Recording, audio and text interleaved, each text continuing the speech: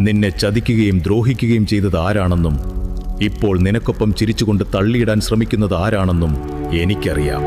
നന്മയോടെ നിന്നിട്ടും നിന്റെ കണ്ണീരിന് കാരണക്കാരായവരെ ഞാൻ കാണാത്തതല്ല. നിന്റെ കണ്ണിൽ നിന്ന് വീണ ഓരോ തുള്ളി കണ്ണീരും, നീ വിഷമിച്ച നിമിഷങ്ങളും എന്റെ കണക്കിലുണ്ട്. നീ വിഷമിക്കാതെ ധൈര്യമായിരിക്കുക. നിന്നോട് അനീതി പ്രവർത്തിച്ചവർക്ക് ഒരിക്കലും രക്ഷപ്പെടാൻ കഴിയില്ല.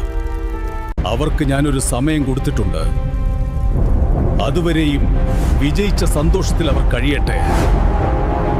ആ സമയം കഴിയുന്നത് മുതൽ നിനക്ക് വേണ്ടി ഞാനൊരു തുടക്കമിടും.